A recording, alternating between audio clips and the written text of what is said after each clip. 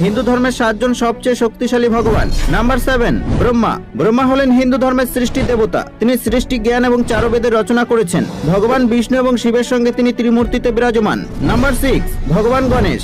সকল দেবী দেবতার আগে গণেশের পুজো করা হয়ে থাকে। ভগবান গণেশকে কেবলমাত্র হিন্দু ধর্মেই নয়, বৌদ্ধ ধর্মে পুজো করা হয়। বৌদ্ধ ধর্মে গণেশ বিনায়ক নামে পরিচিত।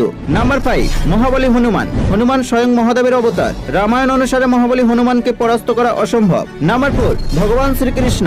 দাপর যুগে তিনি অধর্মীদের বিনাশ করে ধর্মের স্থাপন করেছিলেন। সনাতন হিন্দু ধর্মে পরম পুরুষোত্তম ভগবান তিনি। নাম্বার 3, শ্রীরাম। প্রভু শ্রীরাম সবচেয়ে শক্তিশালী রাক্ষস রাবণকে বধ করে অধর্মের বিনাশ করেছিলেন।